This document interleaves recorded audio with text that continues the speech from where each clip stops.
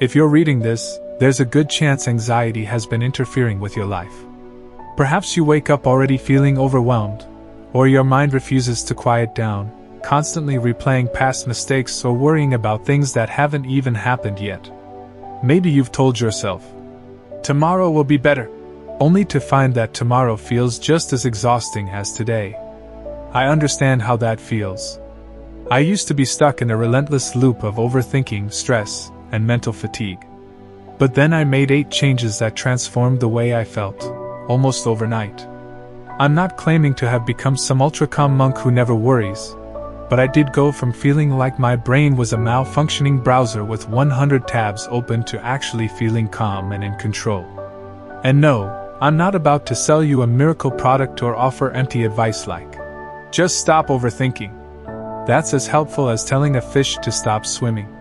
Instead, I want to share the specific actions I took, backed by both personal experience and science, that helped me reduce anxiety in a real, sustainable way. The first shift I made was using a trick that interrupts overthinking before it spirals. I learned this from Mel Robbins, a well-known speaker and author. It's called the 5-second rule. The moment I noticed myself slipping into overanalysis, I'd count backward, 5, 4, 3, 2, 1, and then take immediate action. This worked because it snapped my brain out of autopilot mode and into decision-making mode. Anxiety feeds on indecision. Taking action, even something small, broke the loop. Whether I was hesitating to send a message or stressing about a conversation, the countdown helped me move forward, not deeper into worry. Next, I challenged anxiety's favorite game, the what-if spiral. What if I fail? What if they don't like me? Instead of letting these thoughts paralyze me, I flipped them. I took inspiration from Steve Jobs, who famously asked himself, "If today were my last day, would I still be afraid to do this?" That question is powerful. I started replacing fear-based what-ifs with possibility-based ones. What if this works out? What if trying this changes everything? Most of our fears never come true. Reframing them helped me act with more courage and less hesitation. Another major change came when I realized anxiety isn't just in the mind, it lives in the body too. The nervous system plays a big role. When it's dysregulated, you feel all the classic symptoms: racing thoughts, tight chest, that sense of impending doom. You can't think your way out of it. You need to calm the system. That's where the vagus nerve hack comes in. This nerve controls relaxation responses in the body, and you can stimulate it using a simple breathing exercise. Inhale for 4 seconds, hold for 7, and exhale for 8.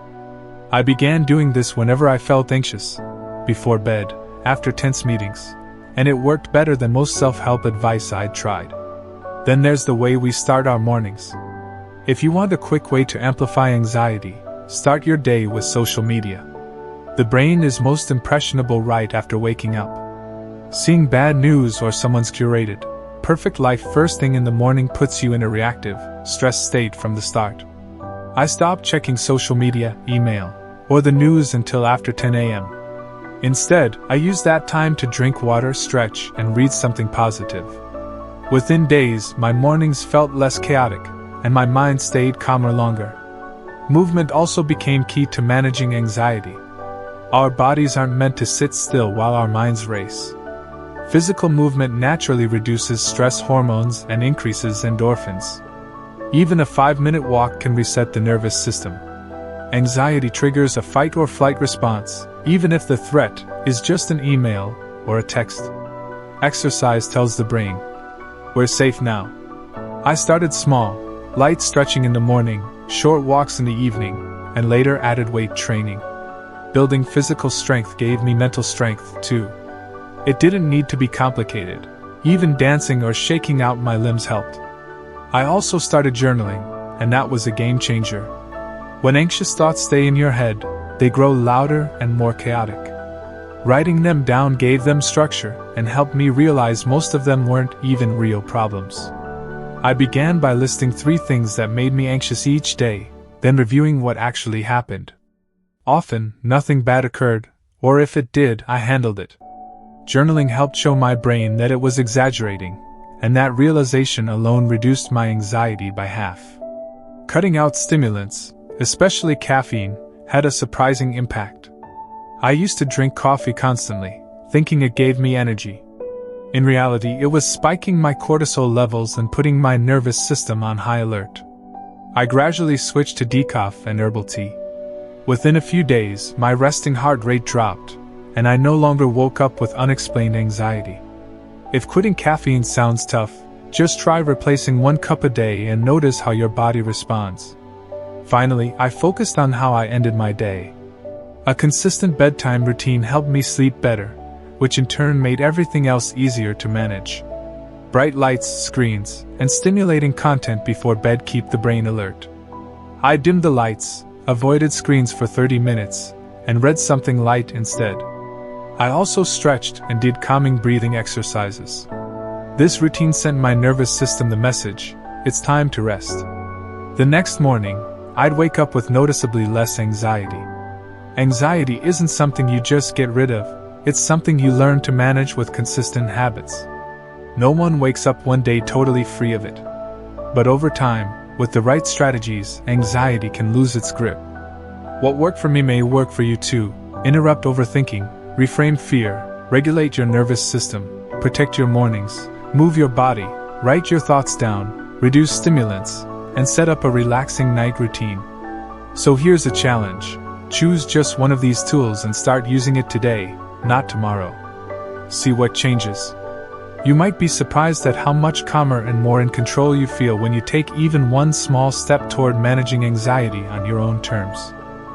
Anxiety doesn't always shout, it whispers, quietly draining your energy, focus, and motivation day after day. The hardest part about anxiety is how normal it starts to feel. You forget what calm even feels like until you finally get a taste of it again.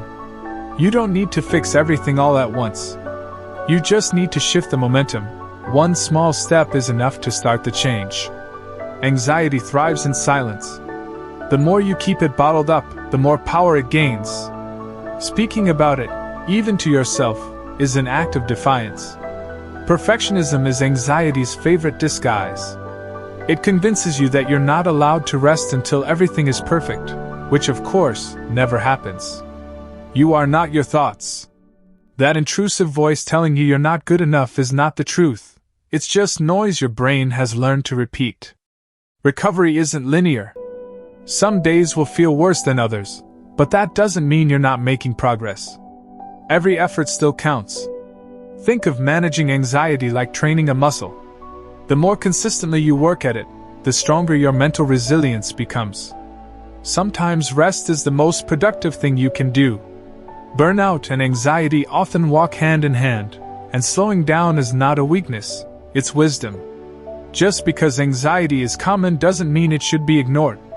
You deserve to feel peace, not just survive each day.